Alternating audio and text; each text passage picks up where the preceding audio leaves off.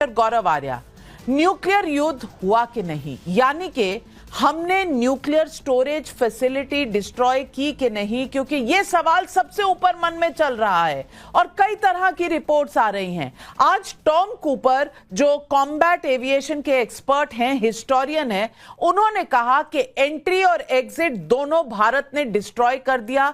ये किराना हिल्स के पास था, वहां से स्मोक दिखने की सैटेलाइट विजुअल्स भी है, आधिकारिक नहीं है, सरकार के द्वारा नहीं है, लेकिन हैं। और सोशल मीडिया पर बहुत लोग इसके बारे में बात भी कर रहे हैं, वेस्टर्न प्रेस भी। आज मैं पूछना चाहती हूं, जब प्रधानमंत्री नरेंद्र मोदी कह रहे हैं कि न्यूक्लियर ब्लैकमेल के सामने भारत घुटने नहीं टेकेगा, क्या उसके पीछे यही किराना हिल्स वाला धुआं है?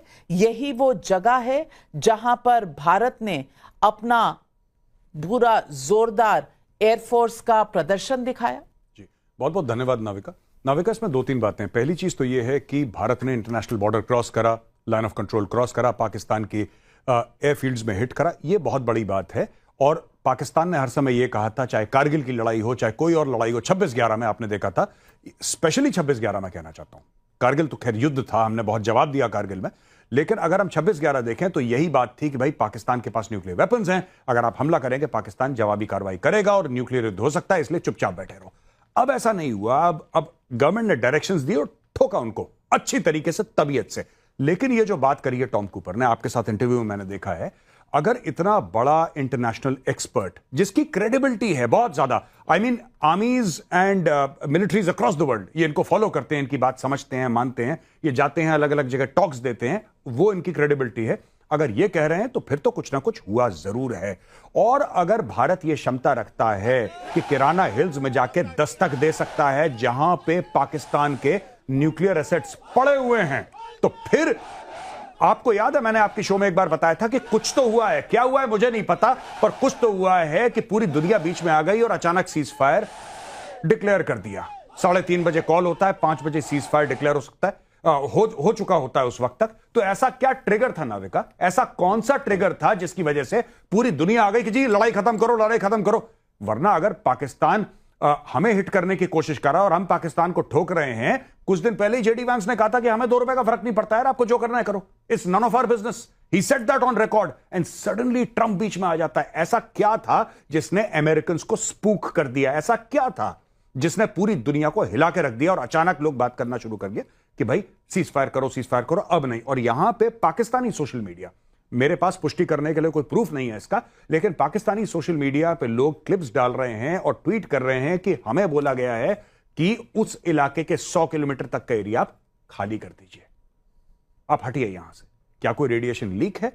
आई कैन नॉट से फॉर श्योर, मुझे नहीं पता, लेकिन कुछ तो हुआ है जिसकी वजह से सीज फायर हुआ और कुछ बहुत बड़ा हुआ है नाविका, कुछ बहुत बड़ा हुआ है। सुशांत सरीन, ये क्या बड़ा हुआ है वहां पर किराना हिल्स पर?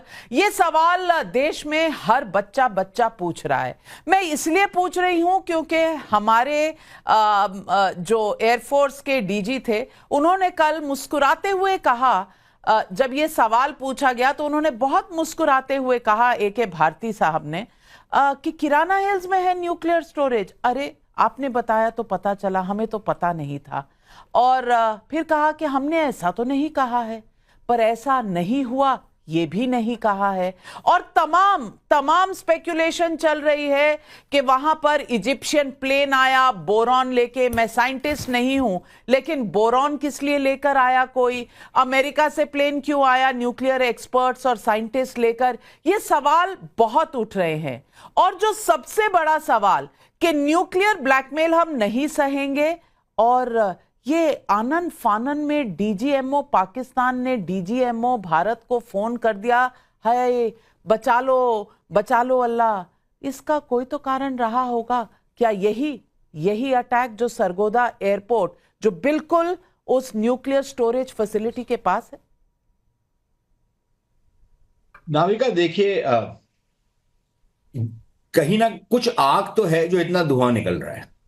अब वो आग किस चीज की है मैं सक्षम नहीं हूं ये बताने में। अगर एयर मार्शल साहब नहीं बता सके तो मैं कौन होता हूं बताने वाला।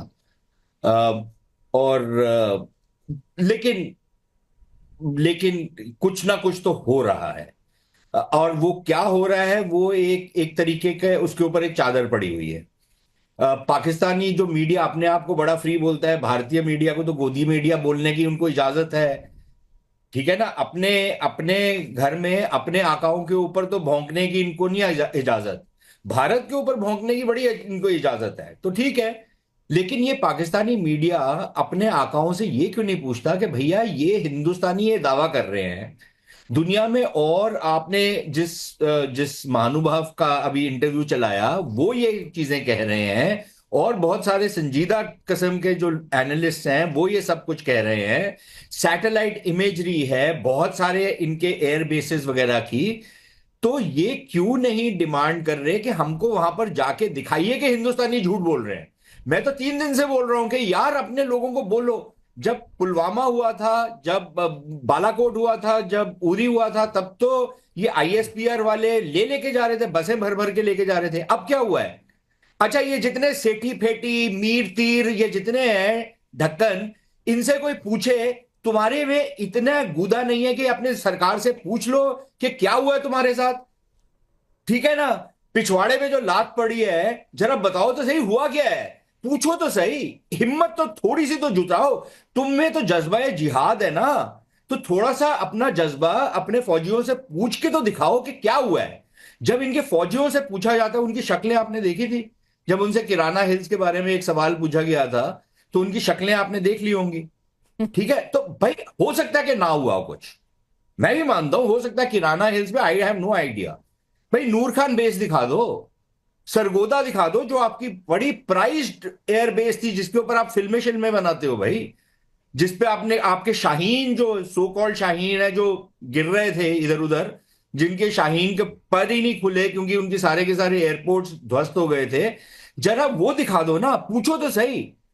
अच्छा नाविका, मैं आपको एक और चीज बोलूं, भारतीय मीडिया ने, ठीक है, जो दूसरी रात थी उसमें बहुत सडनली भारतीय मीडिया बहुत एक्साइट हो गया, लेकिन जो खबरें थी वो बिल्कुल सही थी जो भारतीय मीडिया दे रहा था, बिल्कुल, कि कराची के ऊपर अटैक हुआ, ठीक है। अच्छा, अब भारतीय मीडिया में बहुत लोगों को पता नहीं है कि कराची के कंटोनमेंट सिर्फ बंदरगाह नहीं है, कंटोनमेंट भी है, ठीक है। कंटोनमेंट के ऊपर अटैक हुआ था, एक रेडार स्टेशन के ऊपर अटैक हुआ था, लेकिन था तो वो कराची के अंदर ना, शहर के अंदर है वो, उसके ऊपर एक अटैक हुआ था। तो अगर भारत का मीडिया उसको कहीं से खबर आई थी कि कराची के ऊपर अटैक हुआ, तो media jump the gun by saying बंदरगाह के ऊपर अटैक हुआ, क्योंकि सब लोग यही समझते हैं कराची के बारे में। लेकिन अटैक हुआ था, लाहौर के ऊपर अटैक हुआ था, रावलपिंडी और इस्लामाबाद के ऊपर अटैक हुआ था, सरगोदा के ऊपर अटैक हुआ है, इनके तमाम एयरबेसेस और इनके तमाम एयर डिफेंस यूनिट्स के ऊपर अटैक हुआ है। और ये जो आए हैं ना, जो आज मेरे ख्याल विदेश मंत्रालय ने भी बोल दिया, ये टेबल पे आए हैं क्योंकि इनको इतनी फेंटी लगी है कि इनके पास और कोई चारा नहीं था टेबल पे आने के अलावा, ठीक है ना। तो ये ऐसे ही नहीं आ गए कि इनको सडनली अमन और चैन की बातें बांसुरी बजाना चाह रहे थे। ये पाकिस्तानी इतने घटिया हैं, इनको जब तक 4 जूते नहीं पड़ते तब तक ये नहीं आएंगे, इनको जूते पड़े और इनको सडनली पता लगा कि यार ये तो हमारा तो पूरा पासा ही पलट गया, हम जो सोच के बैठे हुए थे वो तो बात ही खत्म हो गई है। ये इसलिए आए हैं। ये ट्रंप तो ऐसे ही अपना बीच में अपनी उंगल डालने की कोशिश कर रहा है, बिल्कुल इसका कोई, इनफैक्ट देयर इज एब्सोल्युटली कोई एविडेंस नहीं है कि अमेरिकियों ने भारत के ऊपर कोई प्रेशर डाला ट्रेड का, इसका उसका, कोई ऐसी बात ही नहीं हुई। और मैं अपने जो हमारे नेता हैं, हमारे अफसर हैं जो हमसे बात करते हैं, मैं उनको ज्यादा विश्वसनीय मानता हूं बनस्बत एक ऐसे मस्खरे के ट्रंप जैसे के, जो बकबक करते रहता है, उसको यही नहीं पता होता आज जो बोल रहा है कल बिल्कुल उससे उल्टी चीज बोलता है, तो इनको कौन संजीदा लेगा। और यही इमरान खान गया था ना 2019 में कि ट्रंप साहब 1 अरब आदमी आपकी वाह वाह करेगा अगर आप भारत और पाकिस्तान के बीच में मध्यस्थता करें। 15 दिन के बाद क्या